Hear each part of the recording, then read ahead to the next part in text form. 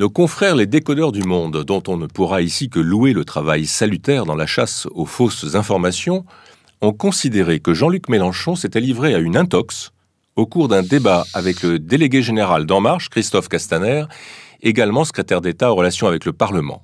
Car le chef de file de la France insoumise s'est servi, selon eux, d'un argument mensonger concernant feu l'impôt sur la fortune, l'ISF, qui vient d'être abandonné au profit d'un impôt sur la seule fortune immobilière, l'IFI, moins douloureux pour les plus riches, l'argent de ceux-ci, leur portefeuille de titres, échappant aux nouveaux calculs. Et pour mieux comprendre, on remonte d'abord à la source et on écoute l'échange entre les deux hommes. Alors le moment le plus drôle, c'est quand même celui où vous dites « Monsieur Mélenchon, vous votez contre le budget, donc vous votez contre les 100 € de plus pour la location pour les personnes adultes handicapées. » Alors, Monsieur Castaner, donnez-leur 100 €, je suis content. Mais je note une chose, c'est que pour les leur donner, il vous faut 3 ans.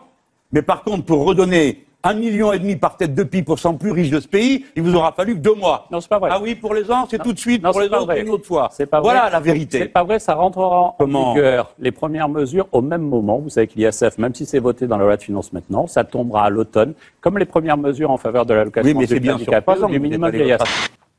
Alors, est-ce que, comme l'ont écrit les décodeurs du monde à la suite de ce débat, il était faux, voire plus mensonger de la part de Jean-Luc Mélenchon, d'affirmer que l'ISF serait transformé tout de suite et donc que le cadeau fiscal fait aux plus riches serait quasi immédiat, quand les hausses de quelques dizaines d'euros de certains minima sociaux seront, elles, échelonnées sur plusieurs années à partir de l'automne.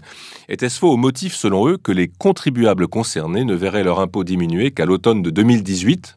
Ce qui est l'argumentation à la lettre de Christophe Castaner? Eh bien non, ce n'était pas faux. Ce n'était pas une intox, l'enfumage venait plutôt de l'autre bord, du côté du secrétaire d'État, et on reste assez dubitatif devant ce curieux arbitrage.